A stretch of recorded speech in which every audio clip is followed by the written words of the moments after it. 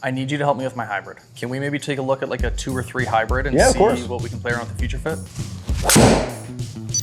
I mean, the head feels great. I really like that feedback. This is a perfect starting point. I'm so glad I'm not center line because now it's your job as the master Cobra fitter to get me right close to that center. 100%. Great swing. So some serious ball speed gain on that last one. A question I get asked a lot is, when is the right time to get fit? If someone's brand new to the game, but they really like it, they're so invested, they want the best clubs for them. Should they wait a year or two, get lessons, then get fit? Like, when is the right time for any golfer to get fit?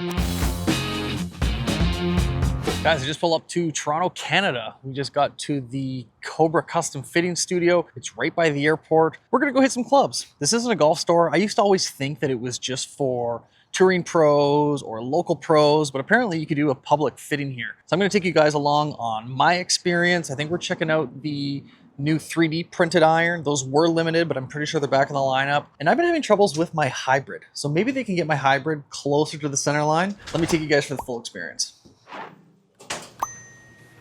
Brandon? Hey, how's it going? Not too bad. Yourself, Tim. Hey, Tim. Brandon, nice to meet you. Nice to meet you. Welcome to Cobra. Hey, thanks for having me. Yeah, absolutely. Happy to have you. Okay, Tim, what are we looking at today? We're gonna do a little bit with 3D printed iron. We're gonna take a pretty hard look at Future Fit 33, run through some settings, kind of what it does to your golf game, and then ideally get you dialed in for a hybrid. Love that. So I've done a review on the Future Fit 33. My first time I did the driver review. Yep. So I played around with the settings and I was able to find some change in my ball flight. There are some people in my comment section on these YouTube videos that maybe don't fully believe in the Future Fit 33 tech. Is it a gimmick? Would you be okay if I put you in the hot seat, maybe read a YouTube comment or two, and you can maybe put some naysayers to rest? Yeah, absolutely. Yeah, hit me. So I got one ready here for you. So this is on my Future Fit 33 video.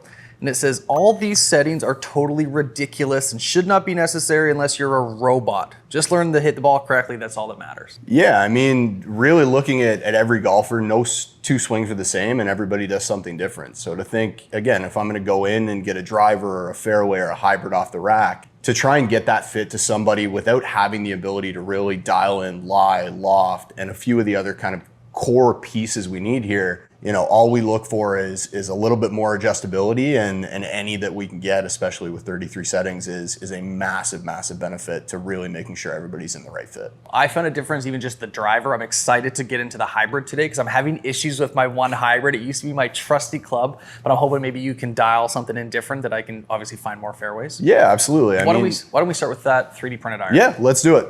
Can you let me know kind of what software we're using? It looks like TrackMan. This looks familiar to me. Absolutely. So we're in the TrackMan Performance Studio, TrackMan floor, RCT balls across the board. So keeping it nice and consistent. So in your hands, your gamer shaft, Modus 120X. I've got it set standard right now. Obviously the 3DP Tour being kind of the big one for us this year. 316 stainless, fresh out of the printer. Really what it's allowed us to do now is kind of move weight around and create the player's profile, but with ideally some forgiveness of what you would typically see in that game improvement hollow body style iron, which is awesome to see. Who are these irons for? Are they a game improvement iron? Is it a player iron close to a blade? Like, what kind of category are these irons? I think when we look at the overall line from kind of your King Tech and your hollow body design all the way down to your MB, I mean, we've now got a fair bit of tour presence playing 3D. You know, I fit probably upwards to an 18 handicap into them. We start to see that benefit from top to bottom, and ideally somebody who wants to see a little less offset, a little bit higher lofts, a little bit more of that player's look, but maybe, you know, doesn't have the ball striking for it. Okay, well, let's hit it. Yeah. You've teed it up pretty good. I got to see how this thing feels. Let's let it rip. I mean, visual address, it actually looks really, really good.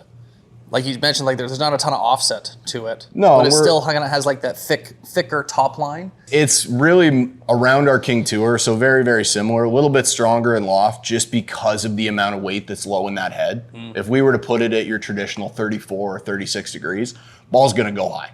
Right. What you'll see with this guy is we're probably gonna get a little ball speed jump. It's gonna be fairly soft off the face, and truthfully, we're not gonna really lose too much of that spin characteristic, even with it being at 31 degrees. Okay, let's hit it. Let's see how we're doing here. Good start. Felt maybe a little right. Oh, maybe not. Where'd you feel like you hit that? That felt like maybe a little toey. Like I feel like it's been a little bit since I was hitting wedges when we were warming up, but maybe I can get a couple more straight.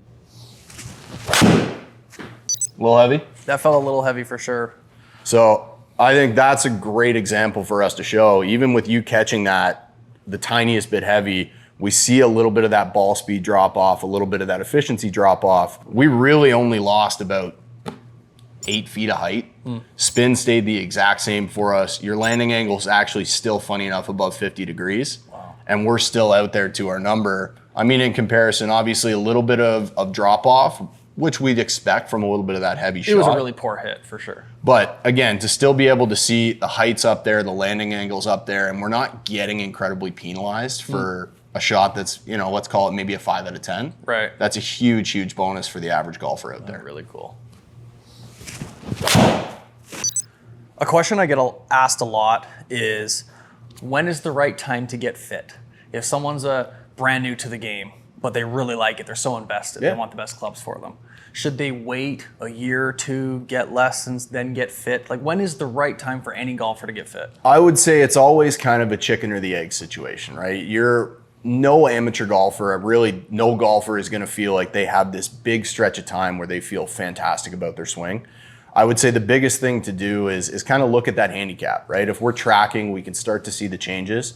I would generally get fit really every kind of big chunk of change in our handicap. If we're starting out, absolutely, right? We want to get people into the game, give them something that's maybe a little more cost effective, but there does come a tipping point where we end up, the equipment can be a hindrance in your improvement. Most fitters, if we're in here and we start to see something where, you know what, there is a big kind of swing issue that's really forcing us into a corner here and we start band-aiding, a lot of the time we'll be like, you know what, man, couple lessons, then let's check back in and kind of keep an open dialogue there. There really isn't a bad time to get fit, right?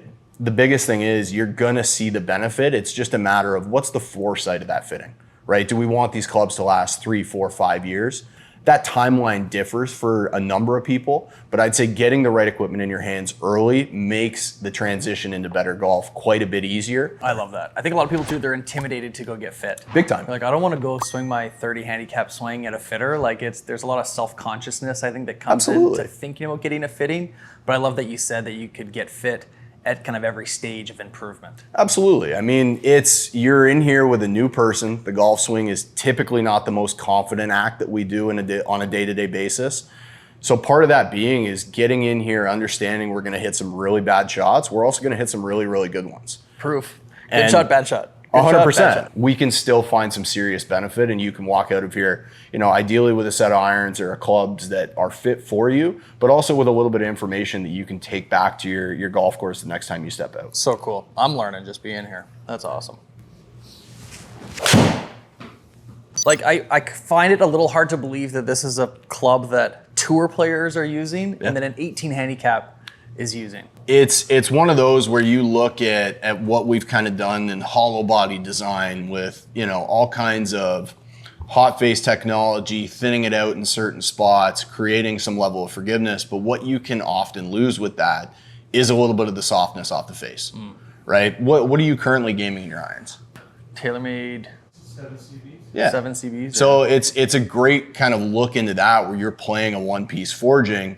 We're looking for some softness. Right. We're looking for some feedback. And the beauty of this, knowing that we can still really achieve that same kind of feeling off the face and feedback when we really catch one on the button, but still get the benefit knowing, like, I don't have to be perfect. No. Like, this feels really hot. That one I just hit was probably as good as I could hit it. Yep. And it felt a little like a game improvement iron just because those things slingshot off of the face. Yeah.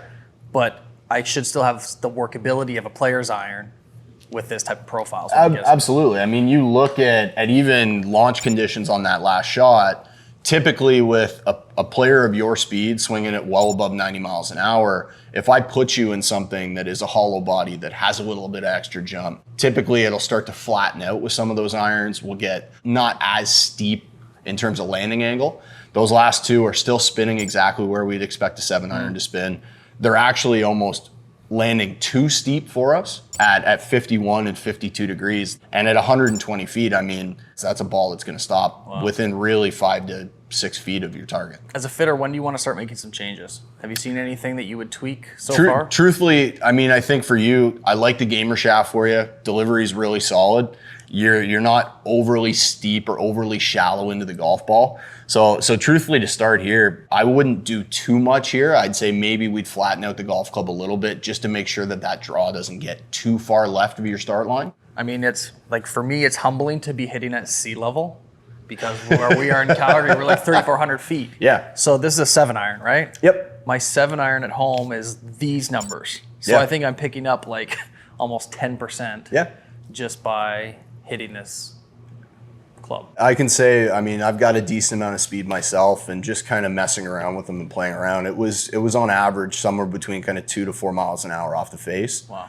Without losing any of the height. It actually went higher, which is kind of an ode to where that additional weight or repurposed weight has been put in the head. Right. The lower we pull that weight towards the ground, the quicker the ball wants to get up. Same kind of story in the hybrid in the wood, and speaks to the individual too, where maybe they want to step into something a little more player oriented, but don't want to give up some of that distance. Which seems to be like the perfect hybrid between player iron and forgiving iron. Absolutely. Right. When these came out last year, I know there was only like 500 sets. And from the people I talked to, they sold it like pretty quick.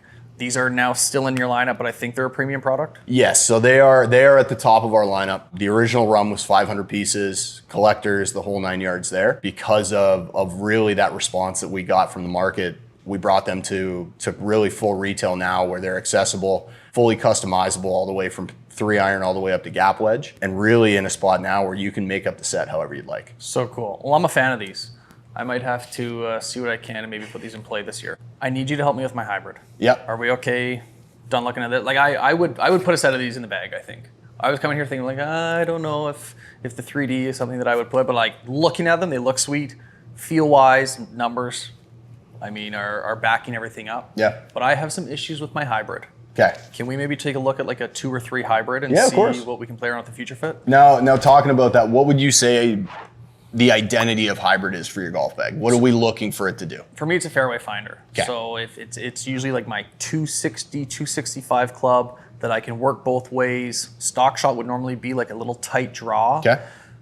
I changed my hybrid recently, and if I go to hit that draw, I hit kind of like a blocky fade. Okay. So I'm like, is it the shaft? Is it the head? But knowing that you have 33 different options that we can play around with kind of piques my interest, seeing if we can get it back to center. Now, occasionally, does this thing see any work off the fairway, or primarily kind of that second safety serve off the tee for I mean, you? it will. It would be like a long par 5, Yep. right? If I'm going for it in 2. I've always seemed to have more control of my hybrids than my woods, but primarily, like I could play a full round of golf just hitting a 2 hybrid or 3 hybrid off the tee. Love it. So it's like I need to hit it off the tee, and when I go to hit the safe club and I'm like OB or in the trees, I'm like, I should have just hit driver. 100%. We're then playing defensive golf from that point. Yeah. Let me grab hybrid for you. Sweet. What white shaft did you have? No, on it was a Fujikura HB. HB, not a speeder. It was like white and red, like it looked like a Canada flag almost. Because I was I was scrolling through your Instagram just to get an idea of like, what does he have in the bag right now? Yeah. What are you playing at 3-wood? Is it a TZ5? The black, Ventus black. Love it. When it comes to this guy, I'm kind of going through it in my head, just trying to figure out how stiff do we need it, especially if that right miss is coming in. Anything soft is gonna start pushing right on you, right? We're just gonna be late getting back into impact. So it's really gonna be just trying to match up loft as well as a little bit of shaft. What club is this? So right now in your hands, we've got 3 hybrid. We've got our standard adapt hybrid in there. So that kind of nice mix of some solid ball speed, but a little bit more on the forgiving side as well. So this is one of 2 hybrids in the line. Okay. This is going to be more your kind of standard all across the board. And then we'll see as well. We'll get you to hit some King Tech. And now that you have like 33 settings, like where do you even start as a fitter? So as really big thing is we got to get head and shaft right. Okay. First and foremost, we got to make sure that your timing device in the shaft is correct. The head sits the way that you like it, especially in a hybrid. And then for me, we'll leave it in A1 to start. Once we kind of nail down what head we're looking for, the yardage we're really after, and the ball flight, that's where Future Fit can kind of take the reins and really start to move ball flight around. Head, shaft, hosel. Absolutely. Okay. This hazardous black is a stock option Yes, with it your is. hybrid lineup? Yep. Okay, cool. Let her rip. Okay. I mean, that didn't feel left. I was waiting for that to go like straight down the middle. And what we'll find a little bit too, the stiffer that shaft is, the easier in terms of face closure we'll find, right? So that hazardous being on the stout side, this guy's gonna want to return to impact pretty quickly for you. I mean, the head feels great. I really like that feedback. Okay. The high floater. Truthfully, I don't hate too much of that, even with the last two being a little bit closed in terms of face to path. We're not seeing that hard kind of almost dippy flight where it just doesn't have enough spin to hold it up for you. Right. We can hover that thing somewhere in that kind of 3,500 to 4,000 range to make sure that when you do want to take it off the turf into a green, you're not playing 20, 25 yards a roll. Right. We can still have some ability to jump. I mean, that this is ball a up. perfect starting point. I'm so glad I'm not center line because now it's your job as the master Cobra fitter to get me right close to that center line. 100%. Give me two more with this guy. Okay. Great swing. So some serious ball speed gain on that last one. So over the course of kind of the first three, obviously a little bit hard pull on the first one, fairly shallow into that ball. We're getting some nice height at 94 feet, right? 149 ball, pretty solid. We can see that start to increase a little bit. You start to settle in to the golf club. We're starting to pick some speed up in general. We actually hit the second pull even higher with almost 3 miles an hour of ball speed on that guy. And then that last one, sure, a little cutty, so we see a little more spin. But now we're getting that efficiency up. 154 ball is ideally where I'd like to see you live. It then just comes down to me flattening flight out and making sure that we can get a little more roll on this guy as a tee club for you. Yeah. So let me see that guy. I'm gonna flip you around here. I'm gonna stay in that same shaft just to keep things consistent. Okay. But what I'm gonna do is I'm gonna go to our tech head. So a little more player shape, not as drawn out from face to the rear of the actual golf club. And you'll see it when you put it on the ground. It's a little more square toe, a little bit of a deeper face for you, a little bit lower spin. It does look like a much smaller profile. 100%. So we're gonna keep the shaft same, we're gonna keep the adapter setting the same, and let's see what changes to this guy. Yeah, I think I've always gravitated towards like player drivers, player irons. Hybrids, for whatever reason, I've always liked the more like traditional like game improvement style. I prefer the feeling and the sound of it versus this feels a little firmer, maybe 100%. a little harder. And that's consistent with all manufacturers, not even just Cobra. So for whatever reason, I've just always preferred the feeling of the more forgiving For hybrid. sure. I mean, looking at it, it looks really good. Let's do a couple more hits. Yeah, hit a couple and then we'll kind of step back and talk about it. Yeah, let's miss it. I want to give it a fair chance. I want to hit one really good with it. That felt way better hit, but I think it's going into a bunker left. That's all right. I mean, we can start to see even what happens head to head. That's the first one we've seen that serious spin drop on a closed face. Oh, right. Right. Okay. We're in kind of 3-wood territory there at 3,000 spin. Right. Still put plenty of height on it, but we can see in just the rollout alone, having 22 yards of rollout on that pull, that's where we're going to start to get in a little bit of trouble if we start to get maybe a little handsy and that left side comes into play, which is funny because that's not what we're fighting right now in a little bit of that kind of slappy right miss that's coming out. Yeah. We're going to go back to 3 hybrid. I'm going to go into just a slightly kind of softer shaft here. What's softer shaft mean? So, I mean, really just how it loads, right? So when we look at kind of the breakdown of your average shaft, we're looking at the butt section, we're looking at the midsection, we're looking at the tip. Generally, each shaft company or shaft manufacturer is going to have a little bit of a breakdown of how stiff each area is. There's 3 main colors that stand out. Your black and white, your blues, and your reds. Each is going to signify going from your mid-launch and maybe a little bit softer feeling when you go to load the shaft. So how much feel behind us do I have? I personally like a little bit of feel, but if it starts to feel almost kind of noodly, that's where we can start to get into trouble where my body, for instance, will start to do all kinds of stuff to make sure I get that club back to the ball. The blue is still going to be fairly stiff. Okay. We're in a 9X here, so I know, again, you play driver heavy. I'd imagine you play your next fairway heavy. For us, we want to make sure we keep that weight consistent. Okay. Generally, 10-ish grams between each club is a kind of ballpark way to look at it. Obviously, every player is different, but going into something now where we've had a little bit of that harsh left one come up, a lot of that is just because, again, maybe you're expecting that club, or your body is unconsciously expecting that club to be delivering a little later to that golf ball. So give me 2 seconds here. I'm just going to tag that guy so we can go back and look at the report here. And we are still in A1. Okay, let's give this Ventus Blue a hit. I don't think I've ever hit this shaft in a hybrid.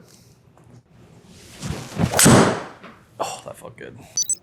Wow, look at that. So we can see immediately strike changes. Club path, honestly, I mean, I can't ask you to dial it up any better than 0-0. So the only thing that's really dictating a little bit of curvature there is just where we struck it on the face and a little bit of face angle. A little bit higher, spin's nice and consistent, ball speed's awesome. Felt really good.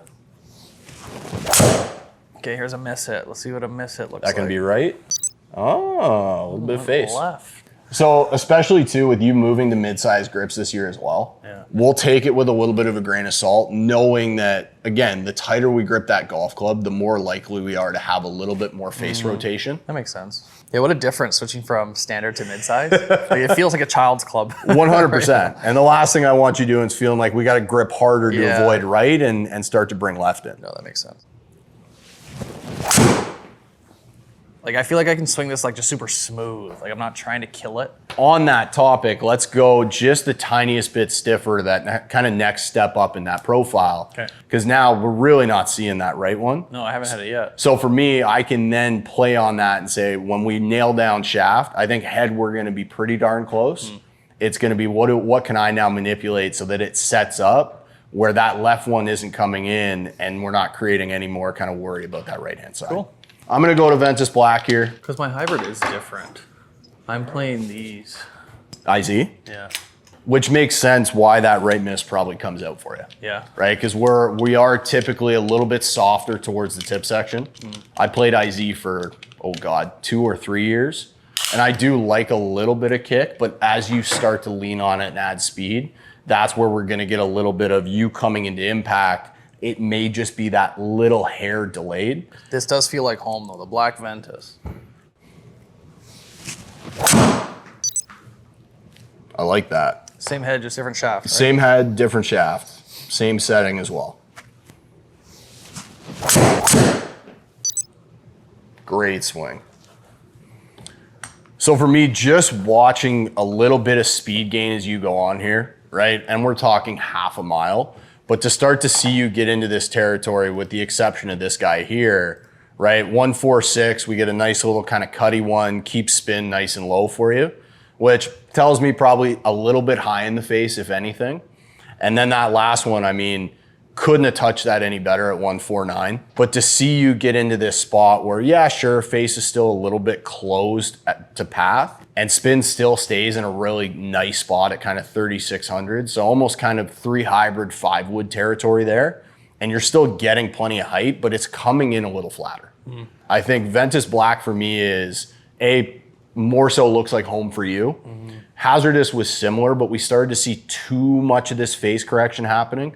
Blue's nice. The one thing we start to see is with blue, we start to get a little bit of a different height.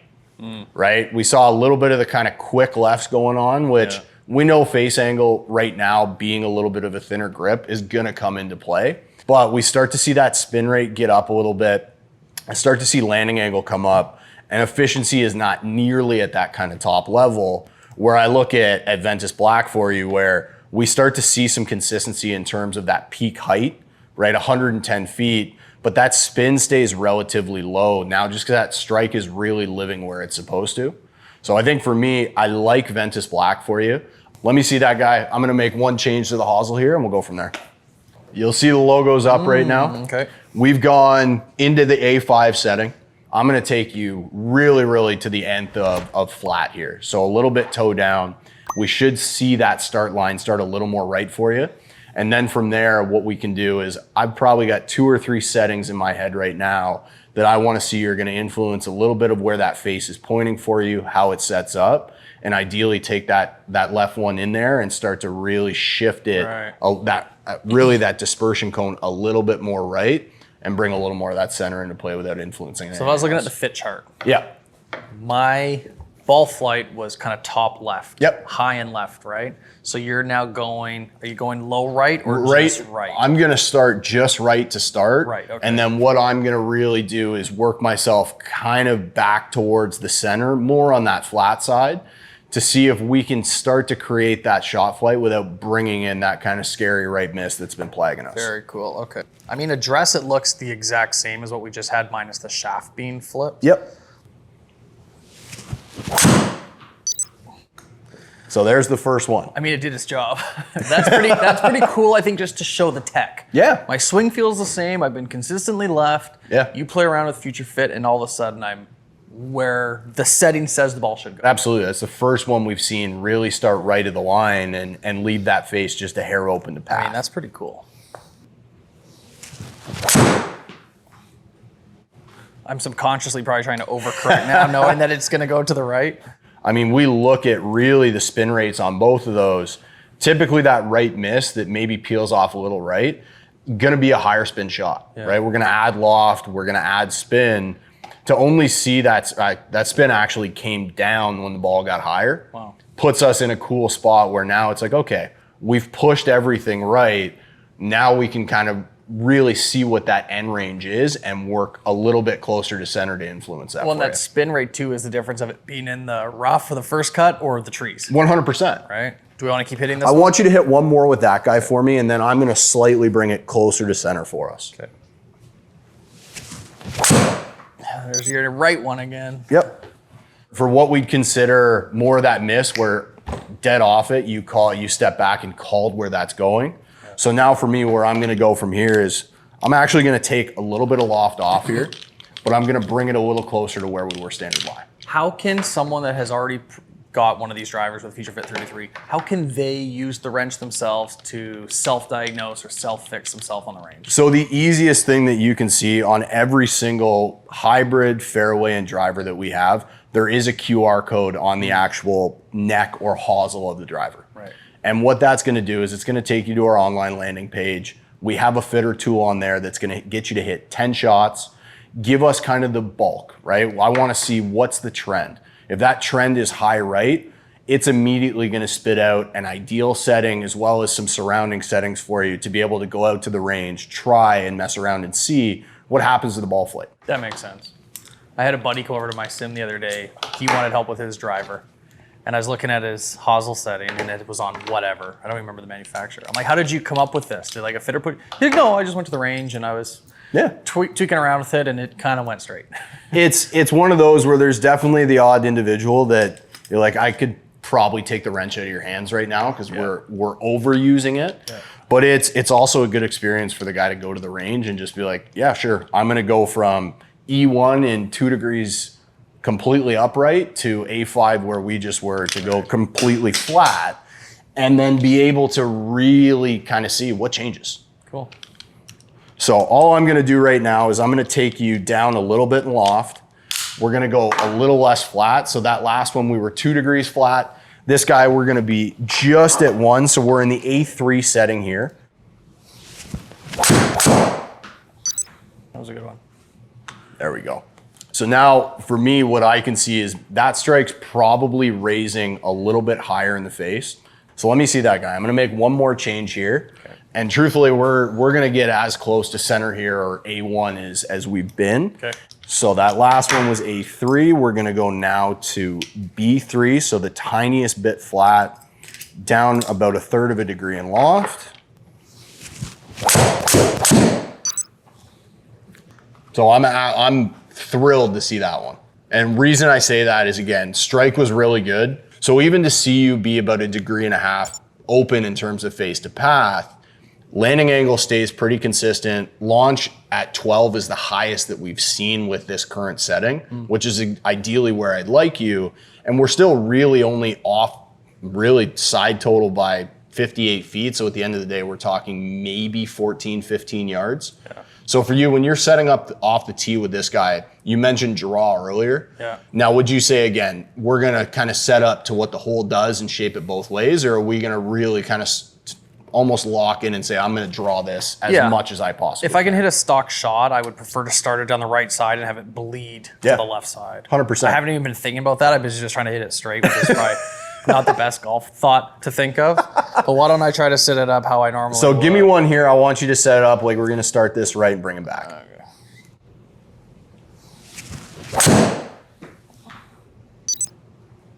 Kind of like that. Bingo. So for me, I definitely like that Ventus Black for you. I think, again, feels like home. It's your timing device. We're used to it in driver and have used it for a while. And what we can start to find is anytime we put Ventus Black in your hands, everything is nice in terms of north-south. If we go and let's say we look at Ventus Blue, for instance, what we start to see is that drop off one way, right? If I start to look at some of these shots from Ventus Black, it's very, very consistent in terms of vertically. So for me, I think knowing that you gravitate a little bit more towards that kind of standard core head in the hybrid. This head felt awesome.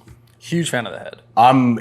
Adapt has been a nice piece of the puzzle that's kind of that beautiful combo of speed and forgiveness. Yeah. For you, looking for that versatile option, as well as a shaft that sets up, you're familiar with, and delivers that face where we expect it to be. Right. I think in your hands right now, we're not actually too far off from A1. We're pretty darn close, a little bit less loft, slightly flat just to get rid of a little bit of the left one. But that's also something, again, you could take to the range with you and be able to experiment, be it, okay, we got a mid-size grip on here now. What changes, right? Does that face control start to change a little bit now that we're gripping the golf club in a familiar fashion? So B3. B3. That's our setting. So cool. Thank you so much for doing this fitting. I mean, I came here not being able to hit that stock shot that I wanted. And can you pull up the last shot that I hit? Yeah, this 100%. That's where we finished. Like, that was exactly what we wanted. There's no second guessing your ability as a fitter. Thank you so much for having me. Thank you to Cobra for having me. Absolutely. This was a great experience. I'm glad to hear that. I mean, we're happy to have you, and we're really honestly happy to be here and happy to have any of golfers in the Toronto area come by and see us. Amazing. Thanks, Tim. Appreciate it. Awesome. Thanks, Brandon. Guys, what an experience inside the Cobra custom fitting studio. Tim got me thinking about those 3D printed irons. I might have to put those in the bag, and he got my hybrid exactly where I wanted it. We finally found that baby draw right off the center line. If you guys want the same experience I had, I'll put a link in the description below. You can come to Toronto, have the same fitting experience I had. You're in great hands with Cobra. You might be lucky if you get Tim. Thanks again for watching this video. We'll check in with you guys next time.